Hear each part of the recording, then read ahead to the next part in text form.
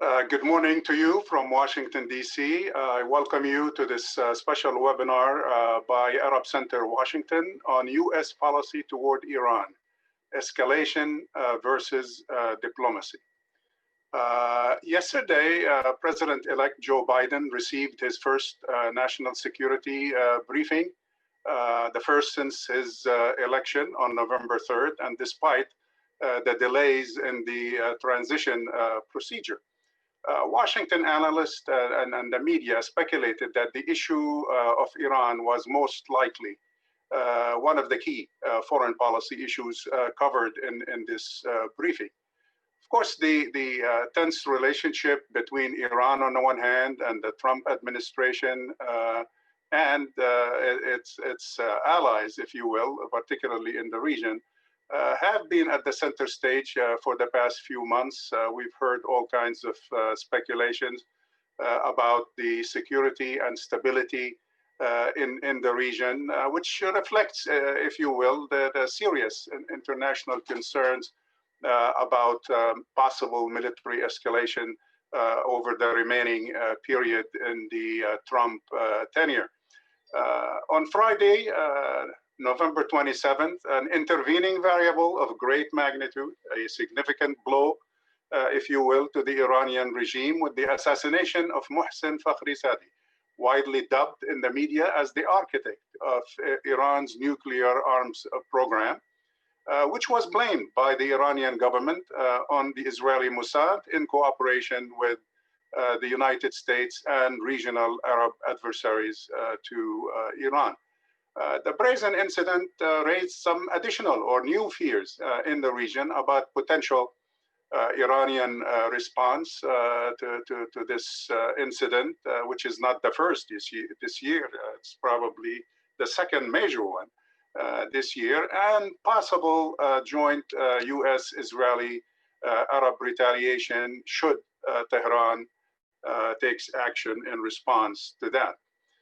Many questions are facing us today. Are we heading to war in the Persian Gulf? To what extent has the U.S. campaign of maximum pressure waged against Iran succeeded in weakening the regime economically and limiting its military and strategic capabilities? What are the consequences of that campaign thus far?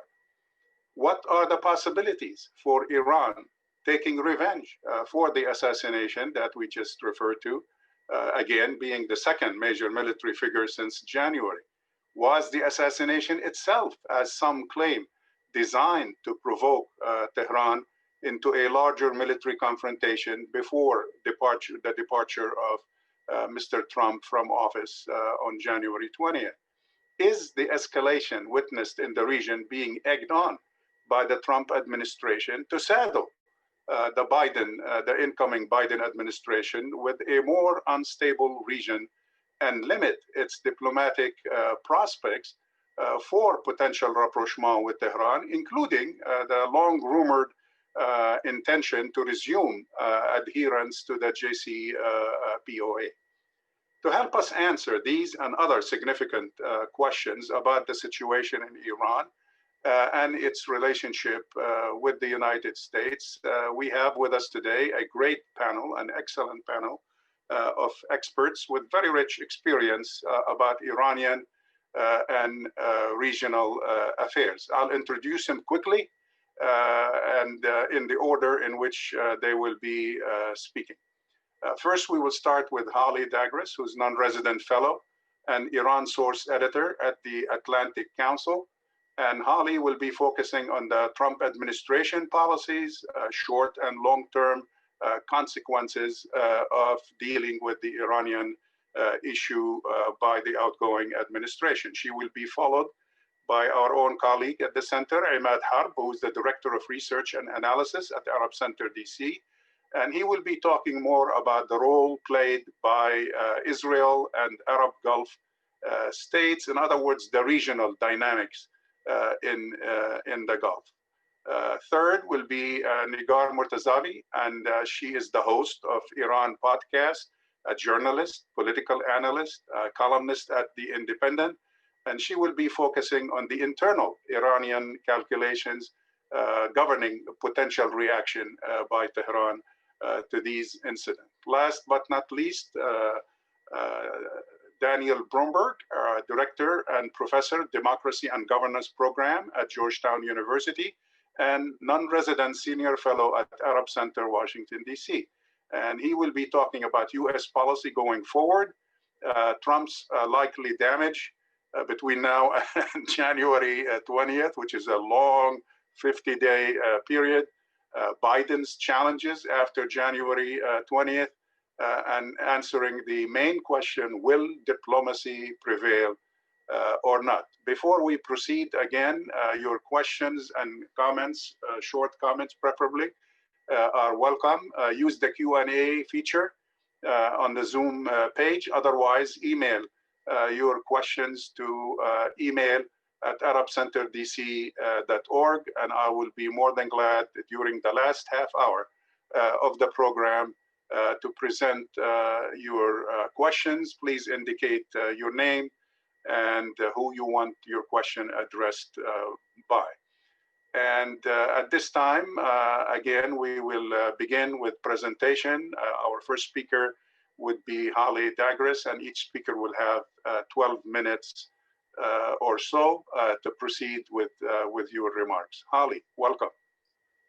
Thank you for having me. And I really want to thank the Arab Center for putting together this very timely discussion.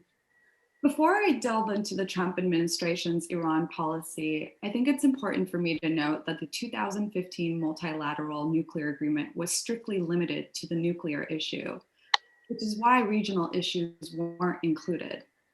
The hope was that a new administration would take on the cause of following negotiations, but as history shows, that's not what happened. When President Donald Trump took office in January 2017, he repeatedly threatened to kill the nuclear deal, as he did while on the campaign trail. Essentially, Trump wanted what he called a better deal than his predecessor, Barack Obama. It's safe to assume that Trump has never read the 150-page JCPOA or Joint Comprehensive Plan of Action. It wasn't until May 2018 that President Trump withdrew from the nuclear deal. During that very month, Secretary of State Mike Pompeo announced a maximum pressure policy, a list of 12 demands supposedly intended to make Iran act like a normal country. It included stopping Iran's ballistic missile development, curbing its regional interventions, and ending uranium enrichment. The demands were so broad and unrealistic that it appeared to be a subtle push for regime change. And arguably, that's true. Despite claims that these measures were intended to push Iran into new negotiations, some Trump administration officials clearly hoped that they would, in the words of Pompeo, cause an economic collapse or lead the Iranian people to rise up and change the behavior of the regime. As part of the policy, the US reimposed sanctions in all aspects of the Islamic Republic, including an oil embargo in May 2019. The maximum pressure policy has caused the Iranian economy terrible damage, which the coronavirus pandemic has only exacerbated, all which have hurt the Iranian people first and foremost. The Trump administration, not surprisingly, likes to cherry pick its facts. For example, Iran's defense spending has overall increased by 9% during the years of 2019 and 2020. And those numbers are even higher this past year. Those numbers are even higher than the year before that. Citing various numbers about the economy, the Trump administration has repeatedly reiterated that their Iran policy is a success. Because of this economic squeeze, the Trump administration has confused the damaging impact of sanctions on Iran's economy with the effectiveness of sanctions. For that very reason, it's important to understand where the Trump administration gets things wrong. Aforementioned, the maximum pressure policy was a 12-point policy plan to, quote, eliminate the threat of Iran's ballistic missile program, to stop its terrorist activities worldwide, and to block its menacing activity across the Middle East. None of that has happened. In fact, Iran has become more aggressive regionally. The US and Iran were on the brink of war on at least 2 occasions, More recently, of course, when Quds Force Commander Qasem Soleimani was assassinated in January. Iran has continued its ballistic missile program and even launched a military satellite into orbit. Iran continues to be entrenched in countries like Syria, as exemplified by last week's Israeli airstrikes. We recently published at the Atlantic Council findings that Iran has not only expanded its presence in Syria militarily since 2013, but economically and culturally as well. After remaining compliant with the JCPOA for a year after US withdrawal, Iran began breaching aspects of the deal. I should note that this is in accordance with Article 26 of the JCPOA, that Iran has a right to withdraw from some or all aspects of the deal if sanctions are reimposed. Right now, Iran's uranium stockpile is reportedly more than 10 times the limit. While the numbers are not as high as those pre-JCPOA, in response to the assassination of top scientist Mohsen Fakhrizadeh, Iran's parliament just passed a bill today to increase Iran's nuclear activities and curb cooperation with IAEA inspectors. In addition, the Trump administration's handling of the Iran portfolio has also tarnished ties with European allies. This played out when the UN arms embargo expired earlier this year.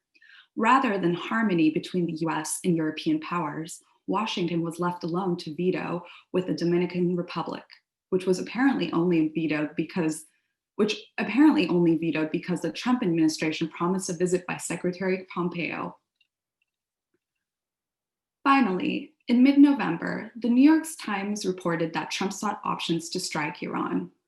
Though he was reportedly dissuaded from military strikes, the notion that he'd have to seek such options demonstrates that his all-sticks policy hasn't been working. Knowing this to be the case, the Trump administration has adopted a scorched earth policy aimed at hindering the possibility of a US return to the deal under a Joe Biden presidency. We are only capturing bits of this through news articles, such as the reimposition of sanctions every week until Trump leaves office, and the president reportedly giving Secretary Pompeo the carte blanche on Iran, just as long as he doesn't, and I quote, start World War III. Yet despite all this, the Trump administration claims that their maximum pressure policy is a success. Well, for all these reasons, I'd like to call its maximum pressure policy a maximum failure that reeks of desperation. Thank you. Thank you, Holly, very much. Our next speaker is Imad. Imad, please, the microphone is yours. Thank you, Khalil, for this opportunity to appear with this distinguished panel to talk about a very, very important regional dynamic regarding Iran, the Middle East, Gulf Cooperation Council countries, Israel, the United States. Obviously, my remarks are limited to talking about the regional dynamics, but in all honesty, it's very, very difficult not to get into discussing other dynamics as well. But speaking of Israel first, to me, Israel's overriding concern is basically to stop Iran from acquiring a nuclear device. Whether Iran is there or is close to doing that still remains to be seen. A lot of opinions on that, although the Atlantic Council recent publication of how much Iran has accumulated of this and that, of things that may be called, threatening to the regional peace, is a very good resource there. I think the issue with Israel is, from an operational standpoint, is basically to keep Iran on the defensive. Israel wants Iran to always think that it is under pressure, economically, militarily, diplomatically, whatever, and whatever aspect of its operations. The threat of harm that the thinking goes that a threat of harm would limit the appetite of Iranian leaders to be engaged in the region, affect different aspects of the region.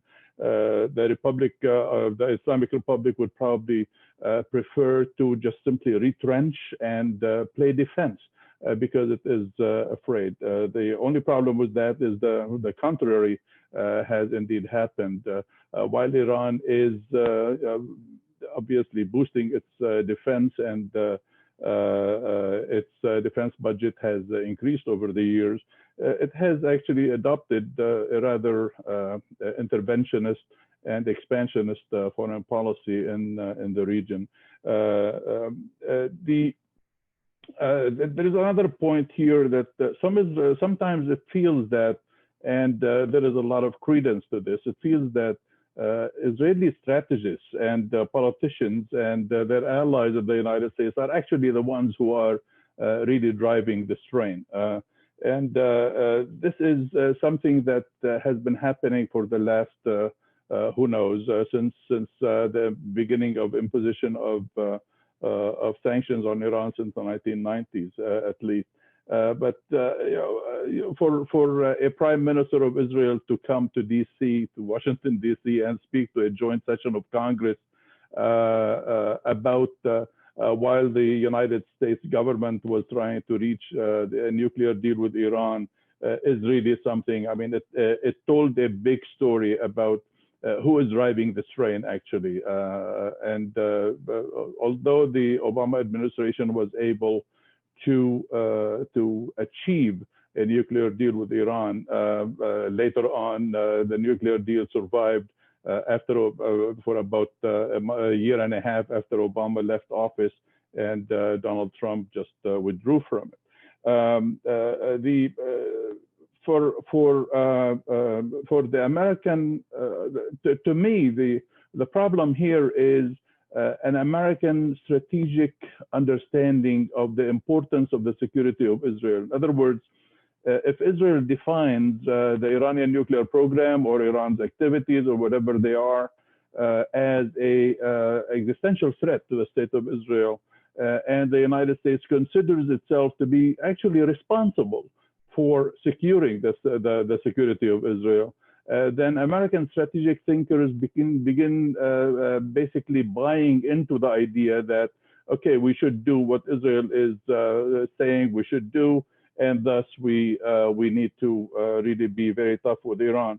The question is, how long can this go on? How long can Israeli preferences or Israeli understandings of what constitutes a strategic threat to the state of Israel, how long can that drive American foreign policy towards Iran or generally in the Middle East? There is an emphasis on the part of Israel of trying to make the Iranian issue the big issue of the.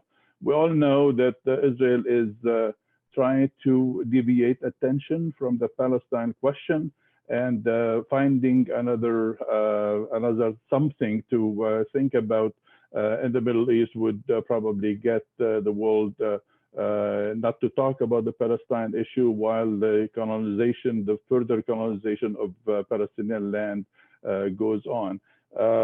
Another factor here is also the idea of convincing the Arabs that Iran is actually truly a strategic threat to the Arab world. This obviously does not obviate the fact that Iran has actually been acting a little bit too aggressively, a little bit too offensively towards the Arab world, and thus, in a sense, Iran that way is giving Israel some sort of a credence to its idea that Iran is a threat to the Arab world. Israel is also using the Iran issue to further normalize with the Arab world. We know that many countries in the Gulf and elsewhere have opened up to Israel on many issues before, but the latest drive over the last few months and the signing of the so-called Abraham Accords were a great example of what Israel really wants from this escalation with Iran, that it wants to convince the Arab states that since Iran is such a great threat, then maybe it's a good idea to normalize with us. To me, there is a great contradiction here where, if Iran is truly a threat to the Arab world, is Israel not a threat to the Arab world? And it's in a way it's a problem that needs to be addressed by the Arabs more than it needs to be addressed by the Iranians or the Israelis. The Arabs have presented themselves as wanting a confrontation with Iran, although as far as I'm concerned, I really don't see how they might really be welcoming a confrontation with Iran, since any confrontation they will be the first ones to really suffer from such a confrontation. As far as the Gulf states are concerned, they definitely have a concern about an Iranian nuclear program, but also there are other concerns of expanded military activities, expanded military capabilities, ballistic missiles, artillery, ground forces, assistance to militias around the Arab world in Iraq, Syria, Lebanon. So the issue is the Gulf states have a problem. They are definitely not a monolith in how they approach Iran. Many are not necessarily so fearful of Iran. Some of them have really good relations with the Islamic Republic, while others do not have good relations with the Islamic Republic. For example, the United Arab Emirates is one of the toughest supposedly players in this issue, and they truly believe that Iran should be confronted, should be faced, should be punished for its behavior. Yet at the same time, I mean, statistics do not lie. The UAE is Iran's gate on the world, and the trade exchanges amount to somewhere between 17 and 20 billion dollars a year. So, and all that is because there is some sort of a bifurcated kind of strategic thinking in the UAE. Trying to reconcile the idea of a federal system in the UAE with each emirate having its own economic and foreign relations, like Dubai does, while Abu Dhabi, the center, is trying to drive a hard bargain with Iran. So it is almost just too demagogic to talk about. Obviously, the Gulf crisis has also increased this Gulf division regarding what to do about Iran. Qatar is definitely not interested in any confrontational policy with Iran. Neither is Oman, nor is Kuwait. Only Saudi Arabia and the UAE are trying to, and Bahrain are consider themselves to be at odds with Iran. There obviously is a confessional sectarian kind of edge to this. The Shia Sunni factor and difference is really making things worse. And the Gulf countries also think that Iran is widening, expanding its sphere of influence into the Arab world, into many Arab countries, where they themselves had the influence and where they interfered before. But there are many contradictions in this Israeli Gulf relationship regarding Iran. The question of the opinion between the difference between the rulers and the ruled on Iran, on Israel. I refer everybody to the very important poll that our colleagues in Doha Arab Center for Policy and for Research and Policy Studies have conducted on this, and they have shown, the poll has shown that Arabs do not necessarily see Iran as the greatest threat there is. They see Israel and the United States as the greatest threat to peace in the region. So there is a lot to be talked about here, and I'll be very, very happy to deal with this during the question and answer period. Thank you very much. Thank you, Ahmad. Appreciate it. And let me just add a couple of things to what you just said. Our colleague Ahmad just mentioned the public opinion survey that our colleagues in Doha do conduct annually and have just recently announced the results with regards to Arab public opinion. And it is kind of interesting, just to add a couple of numbers real quickly. I mean, you may want to look that up on our website, arabcenterdc.org, public opinion. Click on public opinion, where it is ironic that after all these efforts by the United States, our fearless Secretary of State going around the region talking about that, 58% of Arabs in 13 countries, talking about a sample of 28,000 people that we surveyed, okay? 58% consider the US as basically the main threat to Arab society, which is exactly the same number as Iran. So there is no advantage here. In terms of the more detailed question regarding the same issue, 89% considered Israel as the number one threat, 81% considered the US, and 67% considered Iran as the main threat to the Arab world. With that, let's shift gears to the domestic situation. Our next speaker is Nigar Mortazavi, and she will be basically shifting to internal Iranian calculation and possible reaction to maximum pressure and the recent assassination. Nigar, the microphone is yours. Thank you very much, Khalil. Thank you for the introduction. And I thank the Arab Center for holding this very important and timely panel.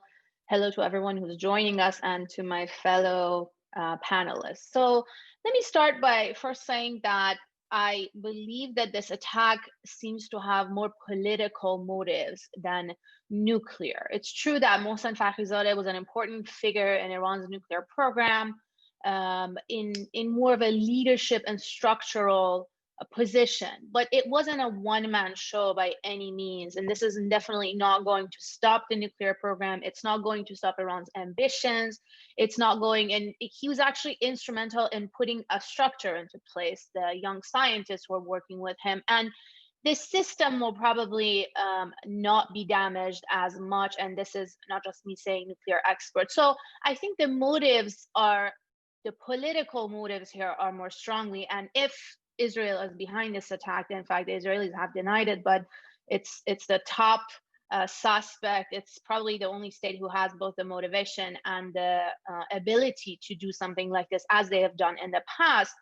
I think it had two main motives. One is to provoke Iran into violent, lethal retaliation, to then provide a pretext for an escalated military conflict between Tehran and the United States before the Trump administration leaves office. That we know this is something that Benjamin Netanyahu has been hoping for, some of US's allies in the region, and then also people around Donald Trump like Mike Pompeo, not the president himself to some extent, but hawkish advisors around him. The other motive I see in this assassination is to complicate a path to future diplomacy between Tehran and Washington. We know Joe Biden has promised that he's going to re-engage with Iran, to return back to the nuclear deal. Just yesterday, he told Tom Friedman, it was published in the New York Times today, Joe Biden confirmed that he still has the intent to return back to the nuclear deal with Iran, and hopefully he'll prioritize that. So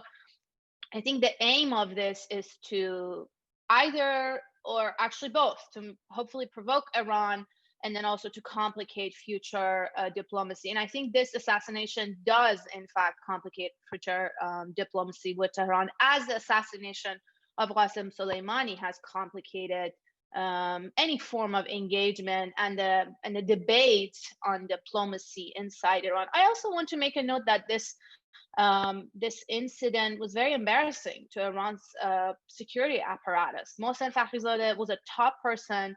He was named by Benjamin Netanyahu 2 years ago. He was very well guarded, and they actually knew that he would potentially be a target because other nuclear scientists, at least 4 other nuclear scientists, had been assassinated in broad daylight in Tehran in the past. So he was a top person and a top target. And yet for the security apparatus to not be able to protect him, and for this operation, which seems like a very sophisticated operation, but still to be successful, and for him to end up dead with the security detail, with all the guarding and everything, it's just very embarrassing. There's a national debate going on in Iran about all of that on all sides, the hardliners, the pro-diplomacy camp, that basically telling the security apparatus, what are you guys doing? Who are you protecting? There are people being arrested in Iran, handed harsh sentences for being Israeli spies, for being accused of collaborating with Western intelligence, all kinds of charges. And then yet it seems like the actual spies or the actual agents are free and operating. So it's very embarrassing. And then as far as the talks of revenge, there are different camps in Iran. There's I would say 2 main camps, if I want to categorize them. The camp that is vowing revenge, that is prioritizing this harsh talk of retaliation. We saw, for example, Vatan Imrouz. It's a hardliner outlet that had a big headline saying, if we don't hit, they hit us, meaning we have to retaliate so that Israel stops these kind of assassinations in the future.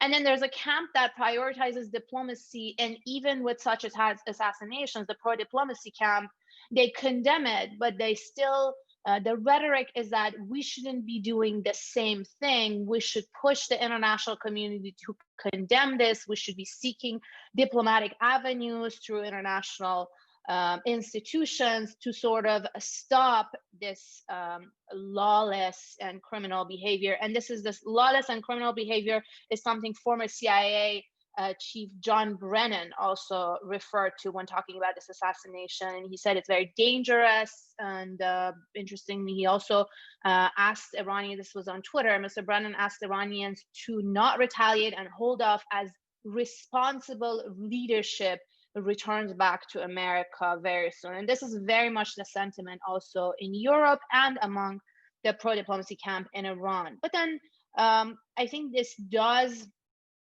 complicate or tie the hands of the pro-diplomacy camp in Iran. I want to mention a couple of important dates. The Iranian presidential election is coming up in June. So when Joe Biden gets into office end of January, until that election, or rather the election season, because campaigns start pretty much in April, there's only a very short few months, as I call a golden window of opportunity, where Joe Biden has time to actually make this return back to the JCPOA a priority. And then the Rouhani administration ends. The term ends in August, so just a short while after the election. It's already become a weak administration. It came into power very strong with a mandate to negotiate, to make deals with the West, with the United States, and they successfully did make the nuclear negotiations and the Iran deal. But now it's a very weak administration because the Iran deal is on life support. It's still alive, but on life support, as some call it, and the Iranians haven't seen the economic benefits that were promised. So the administration or the pro-diplomacy camp is pretty weak. And I think what's important here is to understand for the Biden administration that a return back to diplomacy with Iran is definitely through first a return back to the nuclear deal, because that's something the United States committed to. It was negotiated and the Trump administration left, as Holly explained. So it's important for Joe Biden to return back to that deal and to make it fast and clean, because we hear in Washington and in some European capitals talks of other conditions, adding things to the deal and just making it more complicated. I think all of those are just going to delay and potentially make a return back to diplomacy hard. There are other issues that Washington cares about, that Europeans care about beyond Iran's nuclear program. But I think the first step should be a return back to the deal. And that seems like that's what Joe Biden also understands and wants to prioritize, from what he himself wrote in a CNN op-ed and also told the New York Times yesterday. And as far as the camps in Iran, I also want to mention that the Iranian parliament, just after the assassination of Mohsen Fakhrizadeh, they passed a bill basically mandating the nuclear program to accelerate, to increase Iran's nuclear activities. And interestingly, they title it as an effort to counter US sanctions. So basically, very publicly suggesting that Iran wants to increase its leverage by increasing its nuclear activities, as they have done in the past year when they started violating some of the terms of the nuclear deal as a response to, of course, President Trump pulling out of the deal. And now it seems like they want to use this further increased activity as a leverage, because we also hear some talk of leverage here in Washington. And I also want to explain how I think there may be one silver lining to this lawless and criminal event, which is to give the sense of urgency for a return to diplomacy, because the pro-diplomacy camp in Iran is now urging restraint and a delay in any form of retaliation or anything violent against this action. But when January comes, when Joe Biden is in the office, that pro-diplomacy camp will start negotiating with the Biden administration, and their argument would be like, look, we've delayed this hardline camp that's on our back for so much until you come into office. So now it's time to prioritize diplomacy and resolve these issues through a diplomatic path. So I think if the sense of urgency is felt in Washington and in Europe that these acts, this assassination, these provocations are going to only weaken the pro-diplomacy group and strengthen the hardliners in Iran, that could be something positive coming out of this. And I also want to just give you a general overview of the fact that Iran had parliamentary elections last year, and most of the reformist moderate candidates were banned from running. The hardliners had a very easy victory, and they are in charge of the parliament. They run the parliament right now. It wasn't like that. The previous parliament wasn't like that. Now it's a very hardline parliament. The head of the parliament is a former IRGC person, Mohammad Bagher Ghalibaf. And it's very likely that Iran is going more into a hardline direction. It's possible that a hardline president will also win in June. So that would make it a hardline administration, a hardline parliament. It will make diplomacy and engagement with the West, the US and Europe, more difficult, unless, and this is a very big if, but if diplomacy restarts, if Biden prioritizes it and does prioritize it, and Iran seems to be ready to re-engage with the US, and a return back to the JCPOA is quick and fast, and the economic boost to Iran is felt by the population, there is a slim chance, it's not guaranteed, but there's a slim chance that this would boost again the pro-diplomacy and the moderate reformist camp and give them a chance to regroup and have a solid candidate for the election, get the vote and the trust of the people, which has been lost by that camp, and to possibly have a victory in the presidential election. So that would leave us with a hardline parliament, yes, but at least a not so hardline administration. But there are too many ifs there, and yet if a return back to the JCPOA is not done fast and clean, it's very unlikely that the pro-diplomacy camp is able to have the upper hand in that election, and that could set up almost a decade, because usually presidents in Iran run 2 terms, so 8 years of presidency with that parliament. That could set up almost a decade of more hostility with the United States and with the West, and just complicate everything much further. So I stop there, but I look forward to questions from the audience. Thank you. Excellent. Thank you, Nagar, for particularly explaining well the competition between the two camps, internally political camps in Iran, one vowing for revenge and one vowing for diplomacy, which is exactly kind of the sub-theme of our meeting today. So thank you again for that. Our next speaker, ladies and gentlemen, is Daniel Bromberg of Georgetown University, a non-resident senior fellow at Arab Center, Washington, D.C. Daniel, will diplomacy prevail? The microphone is yours.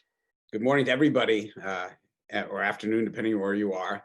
I would, to respond to Khalil's question, and to some extent elaborate on some points that everybody's made, particularly Nagar in the last couple of minutes, I would say that the rumors of the death of diplomacy are probably greatly exaggerated, if I may take a famous remark from Mark Twain.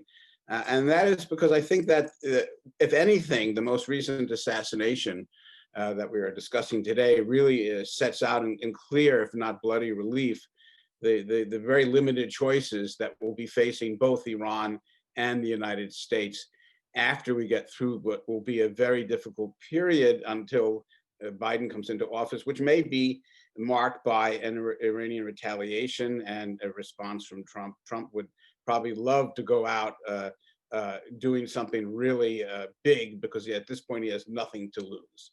It's very different when he remains president. He wasn't looking for a war with Iran, but if judging by his own behavior domestically, we can see that it's a slash and burn approach that we're getting from our president. And this may be visited, and has been visited, I suppose, in some sense with the recent assassination. Nevertheless, I think there are a couple of reasons why we may see that diplomacy, despite all the obstacles that have been mentioned in this panel, diplomacy will not necessarily recede or from the picture. And the first one has been stated by Foreign Minister Zarif himself, who said very poignantly that no country, the United States, or as he put it, the Zionist, Israel, would drag Iran into a trap. He was very clear about this. It's not only Zarif who said this. Iranian military leaders have in effect said, we'll pick a time of our choosing, et cetera, et cetera. And it's not difficult to read between the lines that Iran is not looking for an escalation of a military conflict, which has all kinds of implications, particularly given that in many respects, its position regionally has, in particular areas such as obviously Syria and elsewhere, and Iraq, has been strengthened. So I don't think the Iranians even the hardliners would necessarily want a violent conflict. The hardliners have always wanted their cake and eat it too, to champion the resistance and so on, yet not sort of pay the cost of a violent confrontation with Israel or the United States. So on the Iranian side, I think we can see that there's some hesitation. And with all the differences between the pro-diplomacy reform camp and the hardliners, there may be a hesitancy to sort of walk into the very trap that Zarif spoke about. And, Biden has indicated too that he doesn't want to pull away from diplomacy. And, let's consider what the choices are for either of these two countries. I mean, the thing I want to emphasize here is that really in terms of strategy, not tactics, but strategy, there are two ways to go. One is to decide that you want a negotiation, and that a negotiation is based on concessions and rewards for all the key camps. And the concessions would be Iran would pull away, as it promised to do in the JCPOA, from its nuclear program in return for an ending of sanctions. But because for Iran, ending sanctions means ending the imposition of an economic war and resuscitating oil exports, and the lifeblood of Iran's economy is oil. So this is the strategy.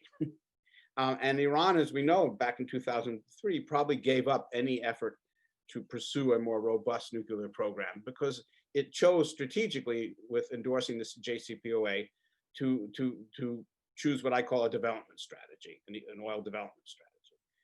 And so it's either that or war for Iran.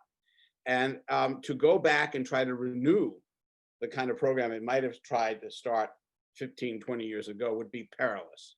It would invite retaliation from Israel. It would invite it would invite alienation from the Europeans. It would be a very difficult path to go. So I think the Iranians still want to get back to that path one way or the other. And the increase in enrichment, has been said already, that Iran has pursued is not directed at resuscitating the nuclear weapons program of any kind, but is being used tactically as a bargaining chip. And so I think that Iran will want to pursue that position. I think Biden understands very clearly the choices the United States faced. And the interesting thing, if not the paradox, of course, is that despite all the bluster coming from the Trump administration, Trump himself tried to avoid war himself, but he never really made a choice one way or the other. The choices I'm talking about here are simply negotiations or eventually some sort of military conflict. Trump managed to avoid them, and recent assassination shows that avoidance strategy probably won't work for Biden. So I think Biden, we should take him seriously in that regard. And then as far as I think Imad made some very important points about the perspective of the Arab Gulf countries. Now the strategic arena in the Middle East has shifted dramatically, in part because the players in the region have taken initiatives on their own because they can't depend on, particularly the United States, to sort of set the agenda anymore. And the Abraham Accords, the treaty between UAE and Israel and Saudi Arabia and Israel is indicative of that very significant transformation. Nevertheless, my read of the Arab states, and again, this has already been said here, but I think it requires a reiteration, is that while they want the strategic benefits of these new relationships and have been very astute in sort of leveraging the changes in the region, they don't want war with Iran. And the UAE has already denounced the assassination. The Saudis are very careful. They apparently met, MBS apparently met with Bibi. Well, okay, but they're not normalizing relations. They're trying to play their cards carefully. They know that Biden does not think very highly of the Saudi leader, but they don't want to alienate this incoming administration.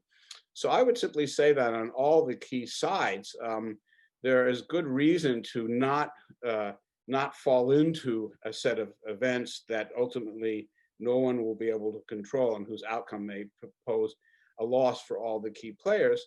And so I would think that we will see, we may not see the death of diplomacy. Quite the contrary, we may see, as Nagar was suggesting, a push for at least to get back to the JCPOA, and Biden has said he'd like to go on some level beyond that as well. There will be significant obstacles domestically in the United States, of course, and that's just one of them.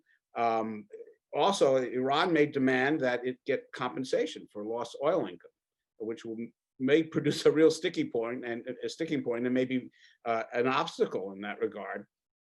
And at the same time, Biden has to be very careful about not looking like he's trying to leverage the upcoming negotiations and favoring one faction or the other. The United States has a really bad track record in terms of trying to maneuver in ways that will affect the Iranian political scene positively. And by positively, I mean reinforcing the leverage, hopefully, of those who want peace and those who want internal reform in Iran itself. And so the United States is going to have to be very careful. The Biden administration has to be very careful. And finally, we have this sort of overarching problem, which is that, Iran hardliners who are very strong can't seem to resist their making periodic statements about their desire for Israel to disappear, or the Israeli regime to disappear, or however they like to put it. The combination of that plus a hardline perspective that has backed at different points a nuclear program is really lethal. It's toxic.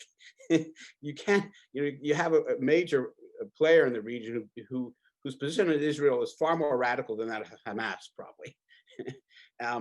And therefore, it's always been leveraged, obviously, by the pro-Israel lobby. And why not? I mean, this is just a gift to them. But it's very hard for Iran to pull back from that right now. The reformists would like a very different scenario. I would like to signal very differently their support for probably eventually a two-state solution. But they are in a very weak position now. So there's a context there, and that's part of it that's going to make progress difficult. But having said all that, and I'll conclude here, I would expect that there's going to be an effort to sustain and renew diplomacy.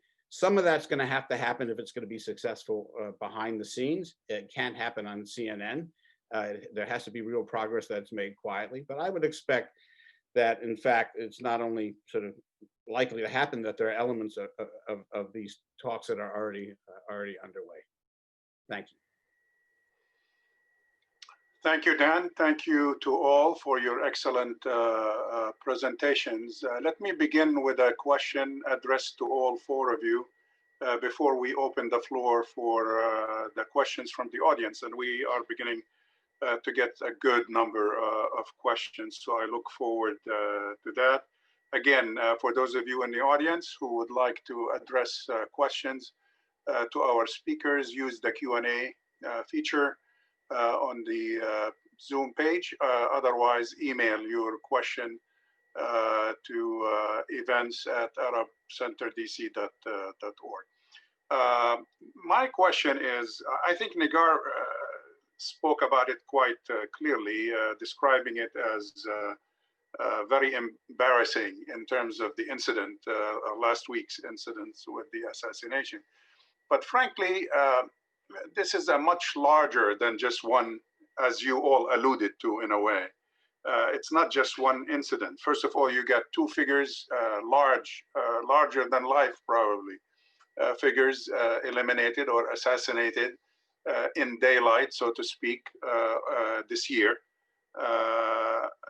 And you have some other, I mean, when you reflect back, you got other attacks on personnel, on facilities, the attack on or explosion at Natanz, that was also rumored to be an outside attack, cyber attacks all over the place, 2018 seizure of the archival documents, which I think Nigar referred to, in which Netanyahu, specifically by name, referred to last week's victim, Hassan Tehrani, back in Muqaddam, and back in 2011, the killing of recently in August of Abu Muhammad al-Masri in the middle of Tehran. All these incidents seem to be pointing to Iranian vulnerabilities that Nigar, I think, pointed out in her presentation. Do you think that will be, these vulnerabilities that have been now exposed so visibly, will be a factor in the next strategic steps for Iran, as Daniel just alluded to also in his remarks? Let's begin with Holly and then proceed forward. What's your comment on that? Well, as you've mentioned, a lot of these vulnerabilities have been exposed over the years. And while they have been exposed, it seems that they've focused on the wrong things, as Negar noted, which is rather than see where the problem lies, that there's operatives within the country, they're arresting dual nationals and environmentalists and blaming everybody but the right people. And so it seems that their priorities are not in order.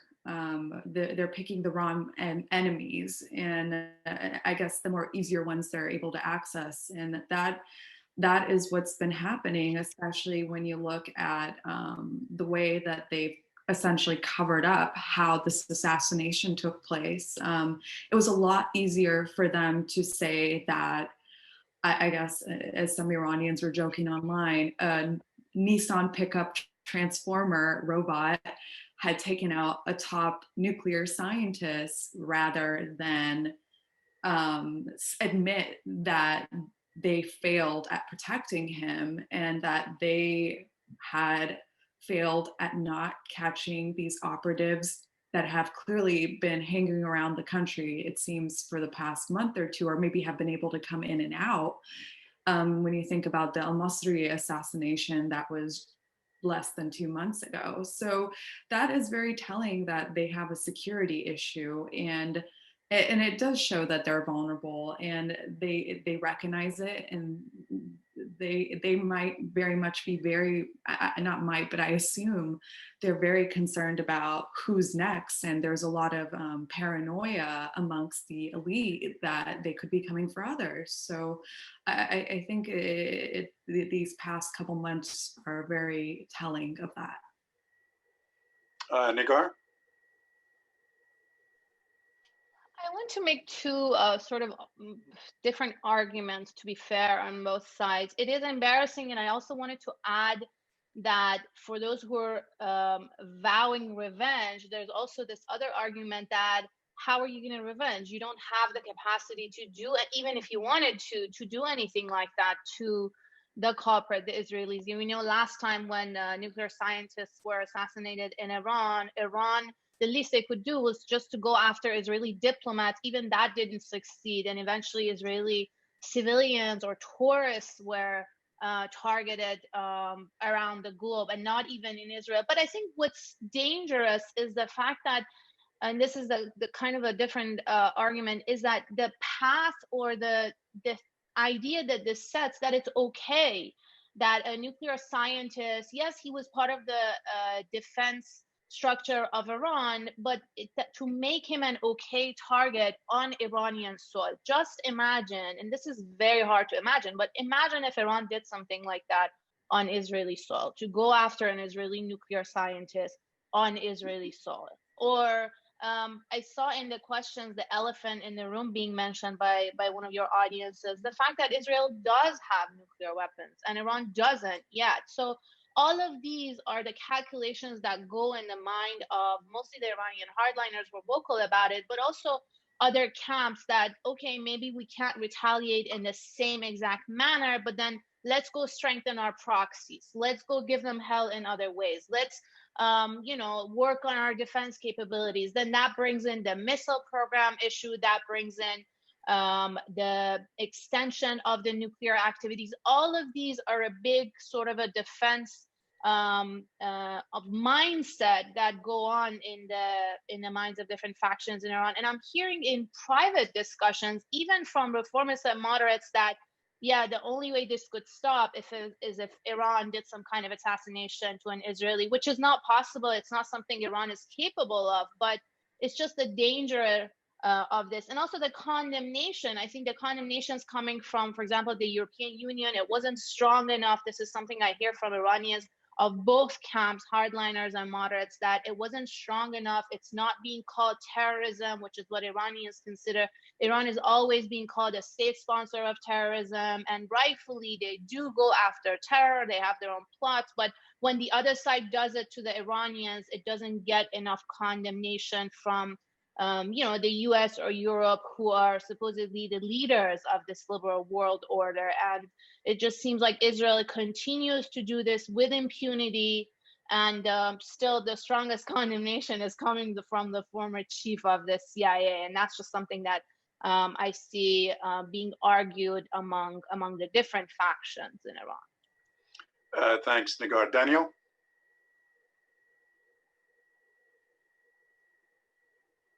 It has to be said that the attack on an Iranian scientist, as opposed to somebody who's an explicit military target, is problematic. I mean, apart from the human aspects, obviously, and the strategic aspects, and if the condemnation has not perhaps been strong enough, this assassination crosses a kind of a line that will galvanize, I think, support in Europe and elsewhere for addressing the issue of diplomacy, precisely because it moves this to a new sort of arena of conflict.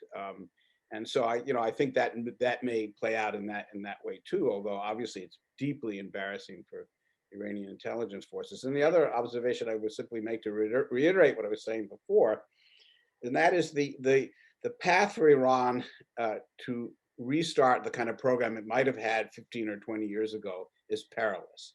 It would require, for Iran, and precisely because Israel has a nuclear weapons program, for Iran to sort of try to create a program that would provide a real deterrence to an Israeli attack, would really be very dangerous. And so the path forward for Iran in that regard is very limited, despite everything the hardliners are threatening, and perhaps despite the intention, perhaps, of those who committed the assassination, really to provoke an Iranian response that would be pull out of the JCPOA, go back to the kind of program they might have been trying 20 years ago.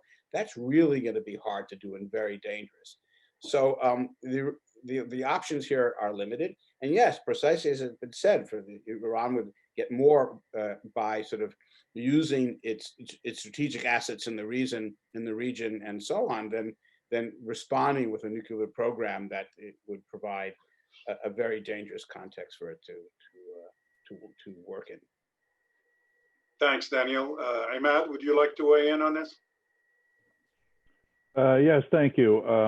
All three responses are just absolutely excellent. I just want to point to another very, very important one is, well, for one thing, and all three have spoken to aspects of this, is Iran showed itself to be not invincible, unfortunately, and this to me, this is a wrong message for Iran itself to send to all those militias, the pro-Iran militias in Lebanon, Syria, and Iraq, who rely on this vision of Iranian invincibility, and Iran does no wrong, and Iran will succeed. And I mean, what kind of impact will that have on that kind of morale? Considering that 10 months ago, when Qasem Soleimani was assassinated, the almost same kind of dynamics went on, and Iran wanted to retaliate and killed 200 Ukrainian airline passengers. So I mean, it's really bad for Iran to really sustain something like this, which means that the pressure is definitely on military and strategic thinkers in Iran on how really to respond to something like this. Thank you very much. Let's move quickly to the questions from the audience. We have quite a few questions. Let's try to limit our answers to between 2 to 3 minutes in order to accommodate as many as possible over the remaining time that we have. The first question is from Ziauddin Osmani. If Biden follows a diplomatic approach toward Iran, what will Iran's reaction to Fakhrizadeh's death be towards Israel? Would that dampen it a bit? Ali? Well, I mean, for starters, there's a lot of time, as you noted earlier, I think about 50 days till Biden takes office. So a lot can happen from now till then.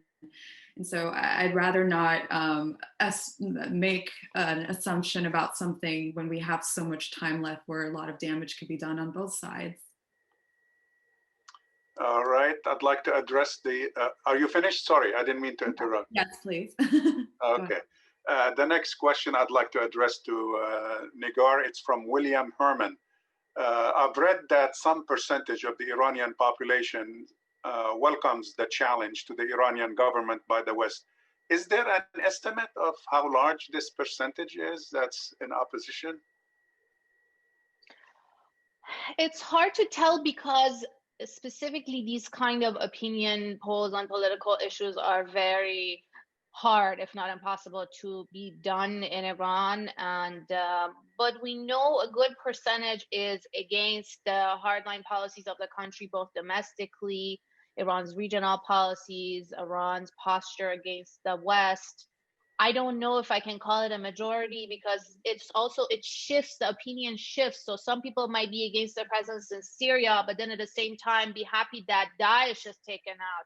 So it's a complex issue, but I would say what we know is that the majority doesn't want a repeat of the years of the war between Iran and Iraq. That was devastating. So an Iraq formula or an Afghanistan formula or even a Syria situation is not something that I think the majority in Iran wants to see, no matter how much they disagree or criticize the government. But of course, there's staunch opposition both in the country and also mostly among exiles who talk of regime change, who even support sanctions on potentially military confrontation. But I think the majority is just sick and tired of the years of the war, 8 years of devastating war between Iran and the US, and it's not something that they want to see happen again. And also economic sanctions. The main pressure of the economic sanctions are on ordinary Iranians, middle classes, working classes. That's not something that has a lot of support inside the country either. But political rhetoric, sure. When Trump posts a tweet in Farsi against Iranian leadership, I see a lot of Iranians on Twitter at least cheering him up, but that's about it. Thank you. The next question is from Jean-Paul Chiatkat. I apologize if I butchered your name. I'm personally sensitive to that, but at any rate, I will address that to Imad. The fact that Israel has nuclear weapons and refused to join the IAEA, and very few people, make even a mention in the Western media of that as if it's a done deal and normal. Would you care to comment on this? Well, thanks for the question. Yes, Israel has nuclear weapons, at least 200 of them, and Israel is a nuclear power and has not abided by any international treaties regarding safeguards and things of that nature. It wants to remain probably the only nuclear power in the Middle East, and obviously for strategic reasons. This is the problem. This is what I tried to allude to when American strategic thinkers, have taken almost like lock, stock, and barrel the Israeli analysis of what constitutes security for the Israeli state and for the Israeli people. So with Israel having a nuclear weapon, I don't think that anybody should be really concerned about Israel, whether Israel constitutes a threat to others or not, and whether it is justified in doing what it's doing regarding Iran. That does not mean that Iran pursue a nuclear weapon program either. Both Israel should open up its nuclear weapon program. Israel should dismantle its nuclear weapon program for that matter, and Iran should not build one. So this is something that is an ongoing process. I don't know who is really going to be discussing that with Israel, considering how the United States has really totally tilted towards Israel. It would be nice, wouldn't it, if U.S. policy would shift to support the Middle East as a region free of all weapons of mass destruction, wouldn't it? It would be for the benefit of all parties concerned. Daniel, next question. Yes. Yeah, we're just going to elaborate on a point that Imad made. Given the situation, we have this talk about Iran developing a bomb.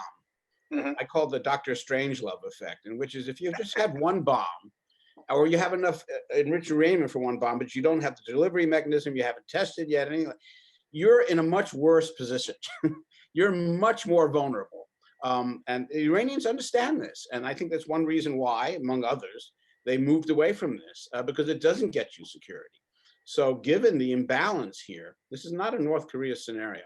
Given the imbalance here, moving towards a program of the kind it might have had 20 years ago would be really foolish. And I just want to reiterate that.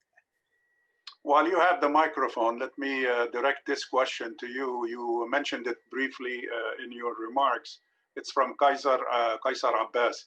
It looks like Iran is moving towards a new alliance, diversifying, if you will, its alliances with Russia, Turkey, Pakistan, Syria, China. What are the impacts of these moves for the Middle East and Israel?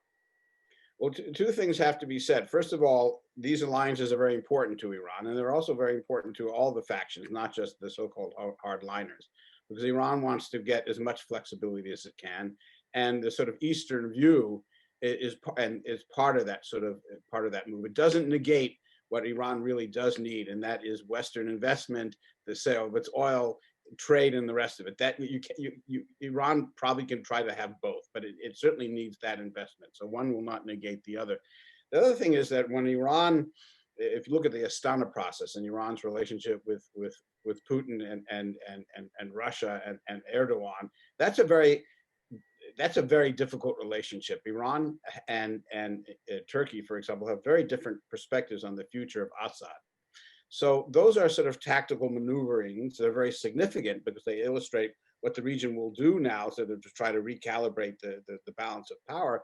But these are very difficult relations. The Iranians do not trust the Russians, even though they saved the hide of Assad. So it's these sorts of relationships are important but very complicated for Iran to maintain.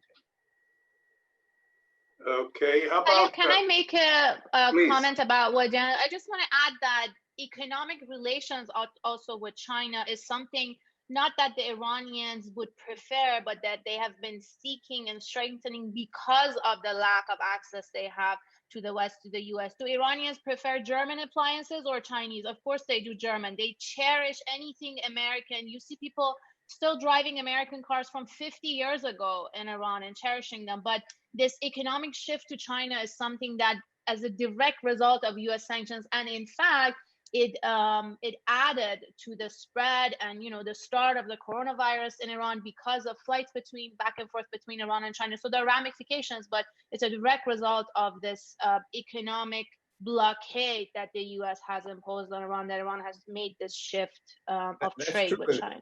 Zarif's enemies accused of going behind their backs to sign a deal with China, which was quite interesting in and of itself.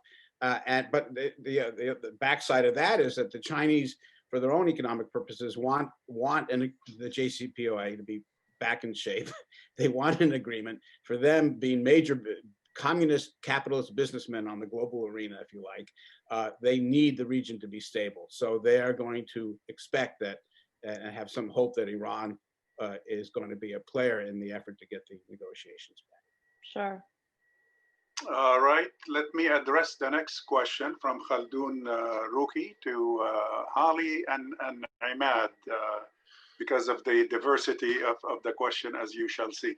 If military escalations, including, of course, the cases of the assassination of Soleimani and Fakhrizadeh, if that continues between Iran on the one side, Israel and the US on the others, what type of implications can we expect this to have on neighboring countries such as Syria, Lebanon, and the Gulf region?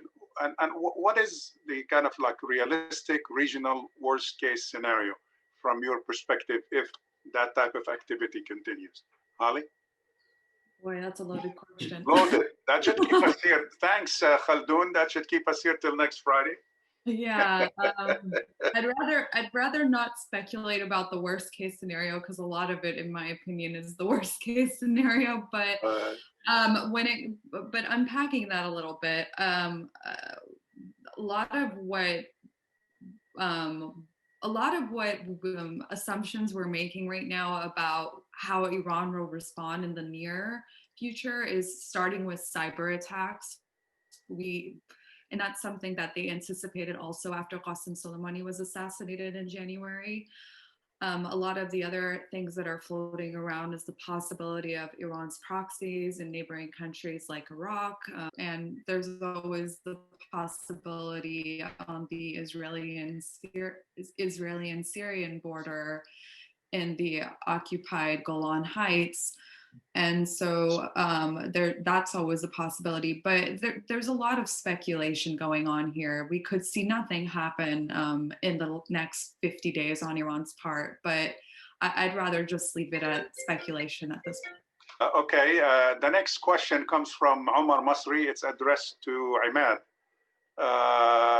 Basically saying that from the vantage point of the Arab world's long-term interest, and particularly Palestine, one needs to reiterate that Israel was and remains the problem in the region, that the occupier of Palestinian lands, the root cause of much of the conflict. And to say that the Sunni Shiite matter is a source of tension is a mistake and is rather a focus area for targeted manipulation by Israel and their regional allies. Your view, please. I understand the question. there is no denying. Yeah, I understand that the Shia-Sunni split should not be considered to be a decisive factor, but it is definitely a factor. Let's not forget that the Iranian Revolution of 1979 was a revolution that brought in a program, an ideological program for representing Shia interests in the world. Honestly, I mean, why are we trying to beat around the bush? I mean, the Iranian program, the Iranian Revolution was for that purpose. And for obviously, yes, for making Iran also an important actor everywhere, and for making Iran an Islamic Republic. So, but Islamic Shia Republic. So, yes, I do understand that it should not be a decisive factor, but it's definitely a factor. It's a factor that influences how the GCC looks at it, how Saudi Arabia and UAE looks at Iran. We cannot really discount it. I definitely do not think it's the decisive one, because states behave according to strategic interests, and but yet at the same time, states are also leaders, and especially in the Gulf and in Iran, leaders are very, very important. And if they have an ideological bend of some sort, I don't think it should be discounted, really. Can I make a note? Yes, please. I agree with the end of Ahmad. I just want to piggyback on that I think it's also very much strategic. Yes, Iran is a majority Shia Muslim and Shia country, but let's also not forget that they have alliances with the Sunni Hamas. In the fight between Shia Azerbaijan and Christian Armenia, they support the Christian Armenia. And they're also, as we just discussed, very close allies with communist China, as well as, you know, socialist Venezuela and other similar countries. So it's also very strategic. And I think, like you're saying, the sectarian divide in the region is definitely being used by various powers present in the region, even powers who are not part of the region but are intervening. But it's definitely not the only determining factor, and we see very different strategic alliances happening as well. All right. The next question deals with the potential kind of challenge or response by the U.S., the next U.S. administration. It comes from William Rue. Thanks, Ambassador Rue, for your question. And let's address it to Daniel. In view of the limited time Biden will have before the Iranian election, as we heard before, to particularly revive the JCPOA, should he make it another executive agreement rather than trying for a treaty, or even worse, a renegotiated treaty, as Negar mentioned earlier? I think we're going to see a kind of two-step process, where the first thing that Biden will do, and he said as much, is get back to the JCPOA itself and resuscitate that before it's taken off the table and dies a final death. I think that'll be definitely a priority. And then there's going to be a recognition from perhaps both Iran and the United States that if this can be done, one has to move beyond that. But it's really, that's down the road. The issue of ballistic missiles is a major factor that was deliberately left out, and I think perhaps correctly. But there was always the hope that there would be a next step, and Zarif invited that, in fact, before Trump ended U.S. commitment to the Iran nuclear deal. So I think that's all down the road, possibly. But I think one has to consider what's going to happen in Congress. Although this is not a formal treaty that requires the acceptance of Congress and a vote from Congress, there may be significant obstruction coming from Congress that will come not only from the Republicans, but they'll definitely mine this for everything they can, but also for some Democrats. So it's going to, domestically, it's going to pose a very significant challenge. And we'll have to see whether Biden can manage that, because it's not going to be easy. But the fact of the matter is, as you said, the window to get something done will be rather narrow. And we'll have to see also how Biden responds if there is indeed any kind of Iranian retaliation. The region has always managed a kind of process of what I call control escalation the purpose of which is to maintain certain red lines. And I think all sides will continue to prefer that over the possibility of a full-scale confrontation. Thanks, Daniel. Nigar, Abdul Wahab Al-Qassab, our colleague at the Arab Center, wonders how real is the Iranian public opinion view of the US as the enemy? Any polling statistics at all on Iran to support this argument? Well, just to re-emphasize, it's difficult to do public opinion polls on these very sensitive political issues, both domestic and especially on Iran's foreign policy. But we know, I think the most important opinion polls sort of were the past two presidential elections, that in both elections, Rouhani's first term and Rouhani's second term, in the first term, his main mandate was that I am going to go sit down and resolve this issue with the United States, which he did. And then the second election was that I did this. So I'm the person who actually resolved the issue. So I can say with confidence that the majority does not want a military escalation with the United States, and that they wanted diplomacy to resolve Iran's issues with the West. And then as a result of that, more trade, better relations, more opening of Iran to the world, and an end to this isolation, because that's usually the combined slogan. I'm going to go negotiate diplomacy, and then we're going to come out of isolation.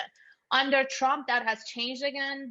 President Trump is now seen as the main person responsible for unraveling the deal, for closing doors for diplomacy, and then pushing Iran back into isolation and under maximum pressure. So perceptions have probably changed. We'll have to see how the presidential election in Iran will turn out. But again, as I see, I don't see much support for economic sanctions, because the people are paying the price for that, and definitely not for this maximum pressure policy that the Trump administration has been pursuing. Thanks. Holly? Well, talking about the views of Iranians of the United States, I think first and foremost, we need to note that they separate the Iranian people separate the US government from the American people, which unfortunately isn't something Americans do a lot of the time when it comes to Iran. So trying to unpack what, like Nagar said, there's no real numbers, but I think a couple of things can kind of tell you where their feelings lie. For starters, when the US presidential election just happened, they were very much in tune and interested with the numbers and the ballot counting process, to the point where there were memes online, things like the slots from Zootopia, where they're very slow moving at the DMV. Iranians were saying that's like the state of Nevada. And so there was a lot of humor surrounding that. But to kind of take it all home, Iranians have always been fans of the United States. They, as a people, they've separated their policies. You travel to a country like Iran, you could be an American journalist, and you can be at the 41st anniversary of the Islamic Revolution protests, where they're chanting "Death to America," burning effigies of President Donald Trump. But they'll point you out as a journalist, CNN, whatever, and they will say, "I love America," and they'll still be chanting "Death to America." And so there's a very different feeling when you talk to Iranians about their feelings towards the United States. And I think Nagar also mentioned earlier that they still drive American cars. And I think the one thing that is missed a lot is the concept of American Coca-Colanization. The fact that we are not present in Iran as a country, the United States, but there are all sorts of fake or bootleg American fast food franchises. The fact that Iranians know who Billie Eilish is or Nicki Minaj, they're using our social media applications, even though some of them are blocked. They're watching all of our TV shows and movies. And so even though the United States does not have a presence, our culture has been the biggest export into that country. And it's something that a lot of time is overlooked when we're talking about US-Iran relations. So I thought I would just add that. And if Khalil, if I can add rapidly to that. The first time I was in Iran, I was interviewed on television after all the usual talks and requests and accusations. Then my interviewer had lunch with me and he said, could I get him a green card? Because I mean, he'd really like to go to the United States. I think if one thing that has helped inoculate Iranians from the notion of an Islamic State, it's an Islamic State. And so there's a significant furor, I suppose, is with sort of the political status quo within a major part of the Iranian young population. Having said that, the IRGC, the Islamic Revolutionary Guard, and the hardliners have really created their own institutions to mobilize young people behind them and indoctrinate them as well. So we have to be careful about generalizing about public opinion. And often it's the minority view that gets the best organization and the best and most effective way of delivering its clout. So we have to be careful about saying how we translate views into power in Iranian politics. If I may, I also want to encourage everyone to read a book that recently came out that's called America and Iran, A History. It's written by John Ghaznavian. And interestingly, he goes beyond the past 50, 100 years that we all always hear about. He starts from 1720. I also interviewed him for my podcast, the Iran podcast. It's one of the last episodes. So I encourage everyone to listen to that and also go read the book. It's very interesting. All right, let's have a dramatic finale here. 1 minute answers. Please, to try to squeeze a couple of questions here. One to Nigar with regards to the recent Iranian Majlis decision regarding the effort to combat sanctions. Is the hardline parliament attempting to put roadblocks in front of Rouhani?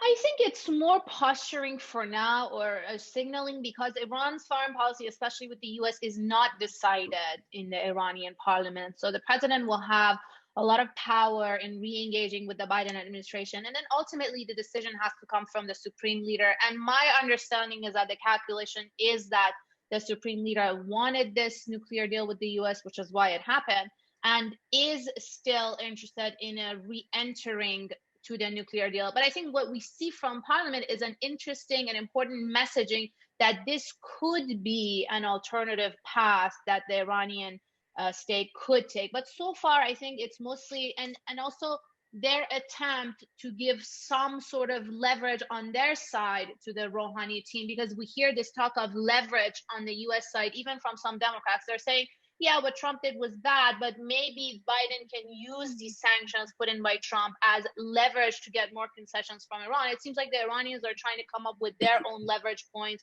like compensation that Daniel mentioned for past economic losses, and also a guarantee that another administration is not going to unravel this deal like Trump did. So these are, I think, more talking points and posturing, but at the end of the day, I think the calculation in Tehran is that they're interested and still ready to make a clean return to the deal, and fast. All right, Imad, are we going to, this is from Abdul Hamid Siam real quickly, is the assassination that we just witnessed last Friday, is that kind of foretelling more events like this by the Mossad interventions in Iran, or is it a function of this particular administration giving kind of a green light to that? I think Israel will keep looking for targets of opportunity in Iran and elsewhere, with the Trump administration probably helping them on intelligence matters. Israel will keep going because Israel has a right-wing government that will continue to do that. That's the only way a fortress state like Israel can survive. It has to be on the offensive always, and Iran right now is the perfect target. All right, Daniel, would a change policy, U.S. policy vis-a-vis Iraq, could that be a good tool to kind of pressure Iran a bit? Microphone. Sorry about that. Yeah, vis-a-vis Iraq, yes. I'm not sure what kind of changes your support for a stronger, let's say, more independent, more integrated Iraq. By this, it's really hard. I think it's really hard for the United States to realize that kind of objective and have the kind of influence to sort of produce that kind of objective, because ultimately Iraq and Iran have a very special relationship. The United States made that possible. Let's not forget that for a moment. And so our ability to influence events there and use that as a kind of lever are very limited. Quite the contrary, Iran has the upper hand in so many ways there. Okay, let's end with a question for Holly real quick. JCPOA, is that subject to American domestic politics? What if there is a divided situation here? A Democratic administration, Republican-controlled Senate. What are the chances for a revised, renewed, or renewed commitment to the JCPOA? Well, I think part of the reason the Barack Obama administration never tried to push this to be a treaty, because they knew there would be pushback in Congress. And if there is a Republican majority come next year after I believe the Georgia elections, I think there's going to be a lot of pushback about what this JCPOA entails. If the US does return to the JCPOA as it stands, it's going to have to stay that way, because there's no point of going to Congress about a treaty. They're going to want follow-up negotiations, which is the hope of the Biden administration, but they're going to want to include regional issues, human rights, and until all these issues are addressed, there's not going to be a treaty or approval from Congress. Thank you very much. Again, thanks to all four speakers for their great presentations. Thank you to the audience for joining us today and sticking with us the whole time. And if you missed any part of the program earlier, you can watch it again on our website or other media. And we at Arab Center look forward to hosting you again in the future. Have a good day. Be safe. Thank you.